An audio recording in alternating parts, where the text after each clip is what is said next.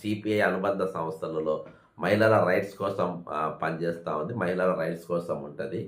నేను అక్కతో కూడా నేను లైవ్లో తీసుకుంటా అని చెప్పి నేను ఫోన్ చేయడం జరిగింది.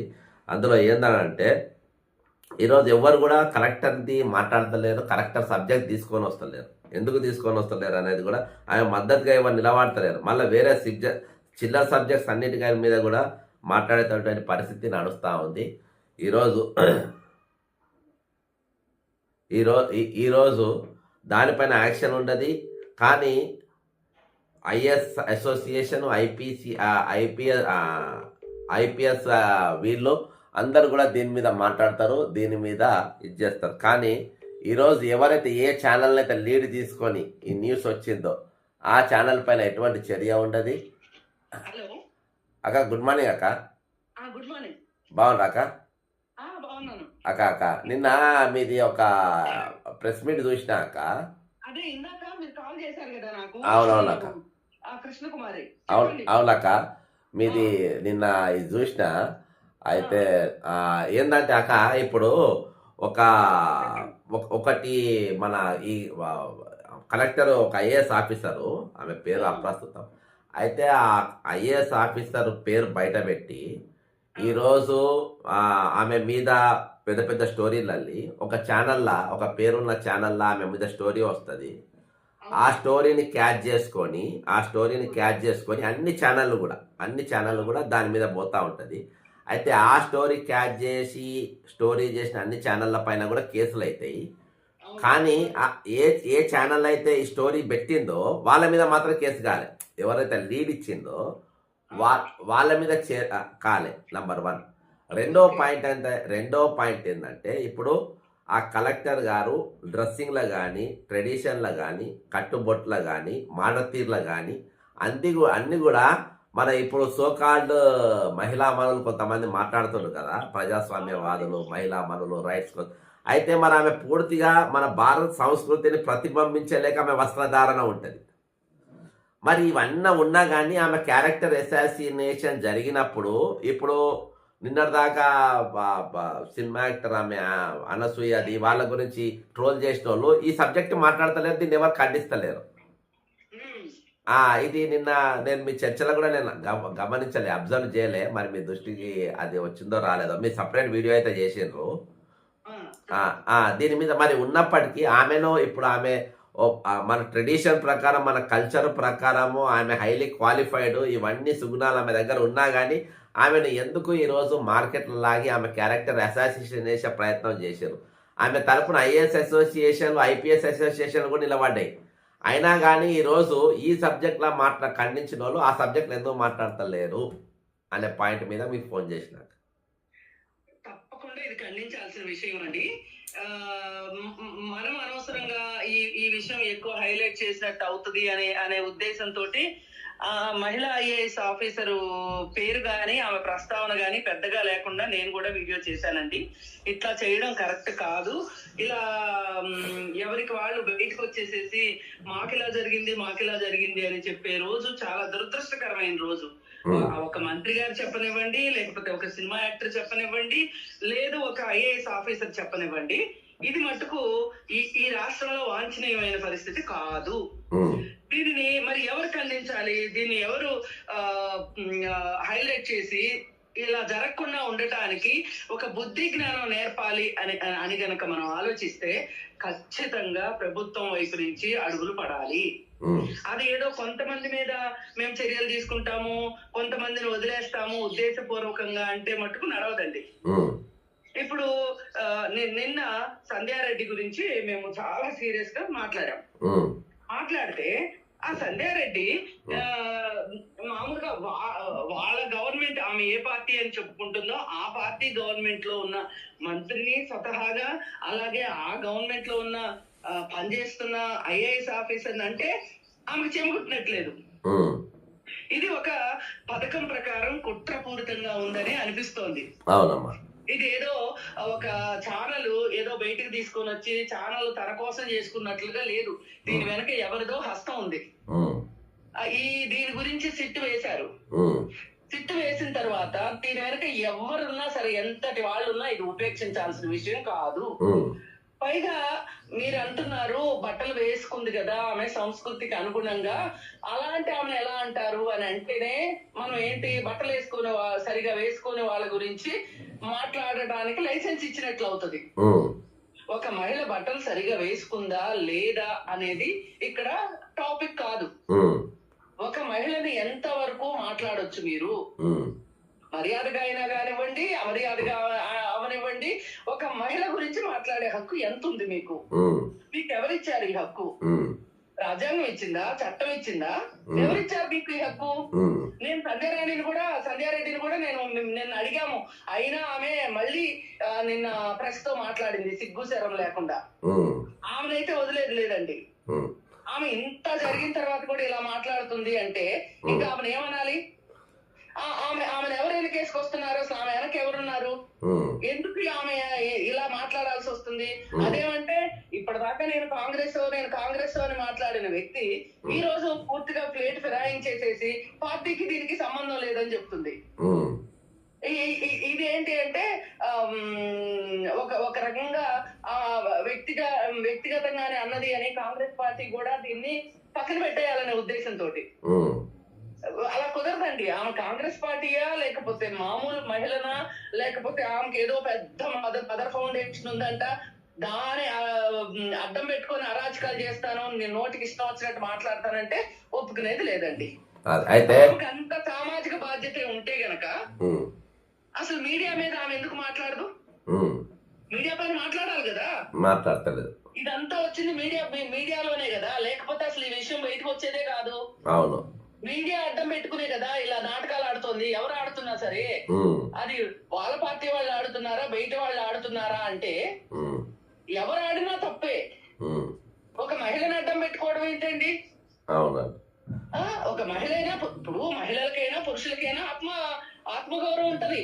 ఉమ్, ఇప్పుడు మంత్రి గారి గురించే మనం బాధపడక్కర్లేదు. ఇప్పుడు ఈ ఎవరైతే మహిళ ఉన్నారో ఆరోపణలు ఎవరి గురించి అయితే వీళ్ళు మాట్లాడారో ఆ మహిళకి కుటుంబం ఉండదా? ఉమ్, ఆ మహిళకి ఆత్మగౌరవం ఉండదా? ఉమ్, అంటే ఇప్పుడు ఇంతంత చదువుకుని, ఇంత కష్టపడి, ఇంతంత ఉద్యోగాలు చేస్తూ ఇక్కడ దాకా వచ్చిన మహిళల్ని కూడా మీరు ఉపేక్షించట్లేదు అంటే ఇంక మీరు అసలు ఎవరంటే మీకు భయం ఉంటది? ఉమ్, మీకు చట్టం అంటే భయం ఉంటేనే వీళ్ళు వాళ్ళు అని కాదండి. ఉమ్, నా దృష్టిలో మంత్రి గారు ఎంత ఇంపార్టెంటో, ఐఏఎస్ ఆఫీసర్ ఎంత ఇంపార్టెంటో, సామాన్య మహిళ కూడా అంత ఇంపార్టెంట్. ఇప్పుడు భారతదేశం ముందు మంత్రులా లేకపోతే ఐఏఎస్ ఆఫీసర్లా, సినిమా యాక్టర్లా అనేది వదిలేయండి. మొదటగా వాళ్ళు పౌరులు, ఈ దేశ పౌరులు. ఉమ్, ఈ దేశ రాజ్యాంగం వాళ్ళకి ఆ మాత్రం భద్రతను కల్పించాలి. ఉమ్, ఆ భద్రత కలిగించిన కాడికి ఈ రాజ్యాంగం మీద ప్రమాణం చేసి వీళ్ళు ఎందుకండి పదవులు అలంకరిస్తారు? ఉమ్, వీళ్ళకి ఆ హక్కు ఉందా అసలు? ఉమ్, లేదు. లేదు. పైగా ఈ విషయంలో ఒకరిని ఒక రకంగా ఇంకొకరిని ఇంకొక రకంగా వడ్డిస్తామంటే కుదరదండి. ఈ కథనాల్లో ఏ మీడియా ఛానల్స్ ఉన్నా, ఇవి యూట్యూబ్ ఛానల్సా లేకపోతే ఎలక్ట్రానిక్ మీడియా ఛానల్సా, సోషల్ మీడియానా, ఎవరిని అయినా సరే ఉపేక్షించడానికి వీల్లేదు. ఈ సందర్భంగా అయినా ఒక పని పాఠాలు లేకి యువత కొంతమంది వాళ్ళ లేఖి మనస్తత్వాన్ని బయట పెట్టుకునడానికి ఇట్లాంటి వ్యాఖ్యలు చేస్తూ ఉంటారు. అయితే మొన్న నేను ఈ సబ్జెక్ట్ పైన, ఐఏఎస్ అధికారిని సబ్జెక్ట్ పైన నేను గవర్నర్ గారికి రిప్రజెంటేషన్ ఇచ్చిన. అందులో ఎందుకు ఇచ్చిన అంటే ఐఏఎస్ అసోసియేషన్ ఖండించింది దాన్ని. అందులో నీట్గా పలానా ఛానల్ పైన యాక్షన్ తీసుకోవాలని ఛానల్ పేరు కూడా రాసిండ్రు. అందులో ఎన్టీవీ అని పేరు రాసిండ్రు. ప్లస్ ఐపీఎస్ అసోసియేషన్ కూడా ఖండించింది. 2 లెటర్స్ నా దగ్గర ఉన్నాయి. ఐపీఎస్ అసోసియేషన్ ప్రెసిడెంట్ వచ్చి డీజీపీ గారు శివధర్ రెడ్డి గారు, ఐఏఎస్ అసోసియేషన్ ప్రెసిడెంట్ వచ్చి చీఫ్ సెక్రటరీ గారు రామకృష్ణారావు గారు. వీళ్ళిద్దరు కూడా ఖండించుకుంటా వీళ్ళు వెంటనే బేషరతుగా క్షమాపణ చెప్పాలి అని అన్నారు. వాళ్ళకి క్షమాపణ చెప్పలేదు. కింది ఛానల్ మీద నేను గవర్నర్ గారికి ఇచ్చిన. ఈ రోజు అధికారంలో ఉన్నటువంటి డీజీపీ గారు ఐపీఎస్ అసోసియేషన్ ప్రెసిడెంట్గా ఉన్నారు. ప్రభుత్వ ముఖ్య కార్యదర్శి అయినటువంటి రామకృష్ణారావు గారు చీఫ్ సెక్రటరీగా ఉన్నారు. వీళ్ళిద్దరూ ఖండించి సంతకాలు పెట్టి ఈరోజు వాళ్ళు ఖండించిన పరిస్థితి. అంటే మా ఐఏఎస్ ఆఫీసర్కు కూడా ఈరోజు క్యారెక్టర్ అసాసినేషన్ చేసిండ్రు. ఈరోజు పరిస్థితి బాగాలేదని రోడ్డెక్కిన పరిస్థితిలో governor have to intervene in the subject. అసలు దీని వెనక ఎవరు ఉన్నారు, ఏం చేసిండ్రు, దేనికోసం చేస్తున్నారు, ఈ కుట్రలను అయితే మెయిన్గా దీని వెనక బ్యాకప్ అయింది తెలుసా అండి. యాక్చువల్గా ఇప్పటికీ రిటైర్డ్ అయిన ఉద్యోగులు వాళ్ళ పైసలు రాక దాదాపు 50 మంది చనిపోయారు. 50 మంది చనిపోయారు. దీని మీద జాతీయ మానవ హక్కుల సంఘం ఏం చేసిందంటే 8 వారాలలో వీళ్ళ సబ్జెక్ట్ క్లియర్ చేయాలని ఇచ్చింది. ఈ సబ్జెక్టు చర్చకు రావద్దనే ఉద్దేశంతో ఈరోజు ఈ ఒక్కొక్క సబ్జెక్ట్ రోజుకో సబ్జెక్ట్ ముందుకు తీసుకొచ్చి పెడుతున్నారు. మేము ఇవన్నిటిపైన కలిసి కలెక్టర్ గారికి ఇచ్చినాం. అందుకని నిన్న మీ ప్రెస్ మీట్ మేము బాగా డీప్గా ఫాలో అయినాం. గవర్నర్ గారు కూడా దీని మీద స్పందిస్తలేరు, మాట్లాడతలేరు ఈ సబ్జెక్ట్ పైన. ఇప్పుడు వాళ్ళే మాట్లాడతారు. ఏది ఒక అంటే మీరు అన్నది ఏ మహిళ గురించి మాట్లాడే హక్కు ఎవరికి లేదు అన్నారు. కానీ వీళ్ళు పలానా తీరుగా చేసుకుంటేనే వాళ్ళ మీద దాడులు జరుగుతున్నాయని చర్చ కొన్ని రోజులు తీసుకొని వచ్చిండ్రు. ఇది చర్చ ఏంటంటే డైవర్ట్ చేయడానికి. ప్లస్ ఈ రోజు మరి ఈ మహిళలు ఎందుకు అసాసినేషన్ చేస్తున్నారు? మరి దీనికి మీరు ఖండించాలి కదా. మీరు అన్న యూనిఫామ్ కోడ్ వేసింది కదా.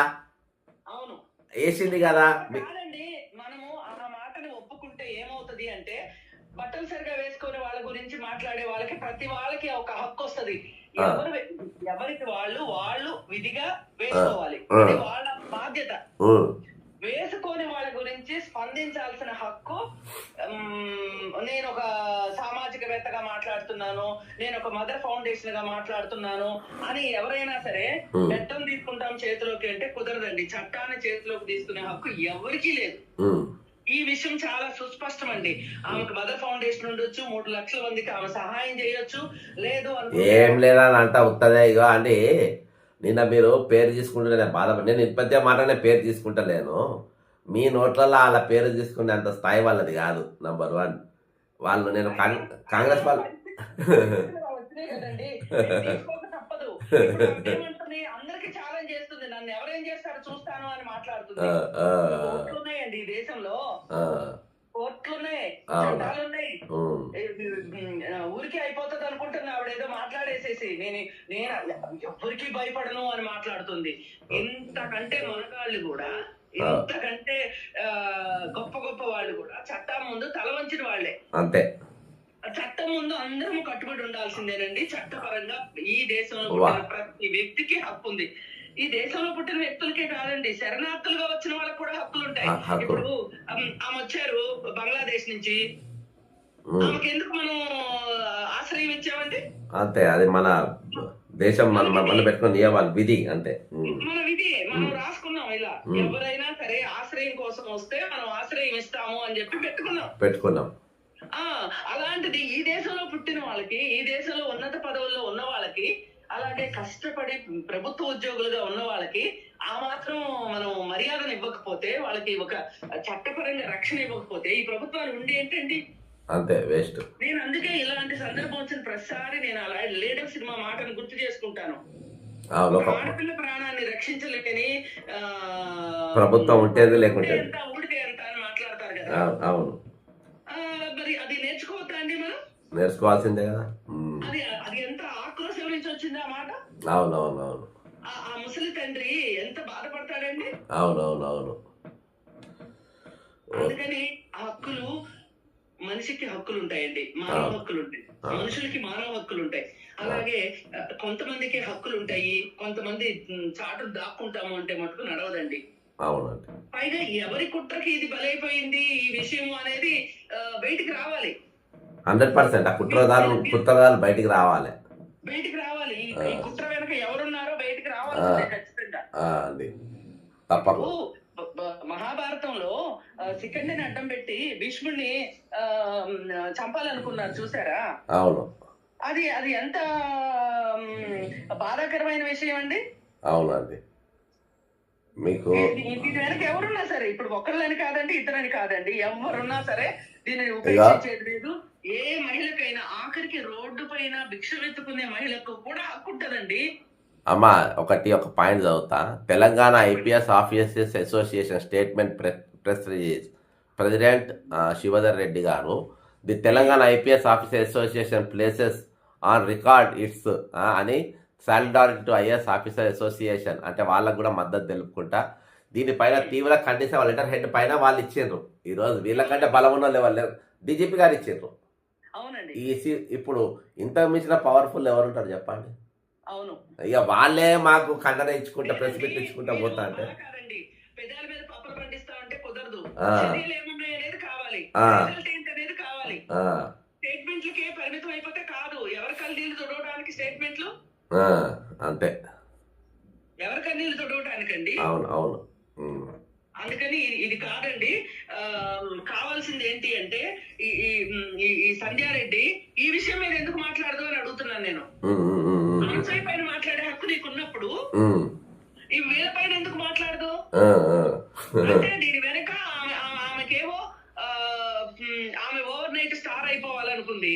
ఉమ్, ఆ ప్రతి ఛానల్ పిలిచేసరికి ఇంకేముంది, నేను పెద్ద స్టార్ అయిపోయానని నోటికి వచ్చినట్టు మాట్లాడింది. ఆ, ఇప్పుడేమో అది ఇది కాదు అంటే నేను కాంగ్రెస్ పార్టీ కాదు అంటోంది. ఆ, ఆ, ఆ. ఏది ఏమైనా ఈమె ఒక సామాజిక అంశం పైన మాట్లాడదలుచుకున్నప్పుడు తనామనా లేదండి, ఎవరి గురించి అయినా మాట్లాడాల్సిందే. అంతే కదా. అదే మీరు లైన్ తీసుకున్నా మాట్లాడాలి. అంటే ఇంకొకటి దాదాపు ఇప్పటికీ ఈ రాష్ట్రంలో 20,500 మంది రిటైర్డ్ అయినారండి. అందులో 20,500 మందికి ఒక్కళ్ళకి కూడా ఒక రూపాయి కూడా రాలేదు. ఒక 1000 మంది, అందులో 50 మంది ఇయాటికి మరణించారు. దాదాపు ఒక 1000 మంది మరణశాయల పైన ఉన్నారు. నేను వాటితో కొట్టాడుతుంటే డైవర్షన్ చేయబట్టి మేము అందులో కూడా ఇన్వాల్వ్ కావాల్సి. పెన్షన్ కూడా ఇవ్వట్లేదండి. పెన్షన్ చాలా మందికి వస్తలేదు. రిటైర్మెంట్ బెనిఫిట్స్ అయితే ఎవరికి రూపాయి సగం పెన్షన్ వస్తుంది. అయితే అందులో కూడా ఒక 50%కే వస్తుంది, తక్కిన వాళ్ళకి వస్తలేదు. అంటే 2004 తర్వాత అపాయింట్ అయిన వాళ్ళకి వస్తలేదు, అది ఓపీఎస్ కిందకి వస్తుంది కదా. చాలా మంది ఈరోజు ఊబర్లలో ఓలాలలో పనిచేస్తున్నటువంటి పరిస్థితి. ఈరోజు జాతీయ మానవ హక్కుల కోర్టులు జడ్జిమెంట్ ఇచ్చినాయి దీనిపైన. ఇవాళ టైటిల్ ఏం పెట్టిందంటే తెలంగాణలో ఏమైనా అప్రకటిత ఎమర్జెన్సీ నడుస్తుందా ఏందని పెట్టిన. లాస్ట్ ఇవాళ పరిస్థితి ఏంటంటే శ్రీదేవి గారు, జస్టిస్ శ్రీదేవి గారు కూడా ఈరోజు నేను పైన పెట్టిన ఫోటో, ఆమె నా పెన్షన్ వస్తలేదని హైకోర్టులో పిటిషన్ వేసింది. మన హైకోర్టు జడ్జిగా ఉన్నటువంటి శ్రీదేవి గారు కూడా ఈరోజు రిటైర్డ్ న్యాయమూర్తి పెన్షన్ ఇవ్వలేదని చెప్పి ఆమె కూడా కోర్టుకు పోయినటువంటి పరిస్థితి. కోర్టు ఆల్రెడీ జడ్జిమెంట్ ఇచ్చిన కేసులు ఒక 2,000 ఉంటాయి, 2,000 కేసులు ఉంటాయి, ఒక 850 కంటెంప్ట్ కేసులు ఉంటాయి. అయినా కానీ ప్రభుత్వం స్పందిస్తలేదు, దీని గురించి ఎవరు మాట్లాడతలేరు కూడా. నేను ఈ ఫైట్లో చేస్తూ ఉంటే ఇది చేస్తాను. దీనిపైన మరి మీరు ఏమైనా మద్దతు తెలుపుతారా అండి రిటైర్డ్ ఉద్యోగులకు? ఖచ్చితంగా అండి. ఎవరి హక్కులు కాలు రాయడం కరెక్ట్ కాదండి. కాకపోతే ఇక్కడ రాష్ట్ర ఆర్థిక పరిస్థితి దృష్ట్యా మీరు మాకు సహకరించండి అని చెప్పి ప్రభుత్వం మాట్లాడుకోవాల్సిన అవసరం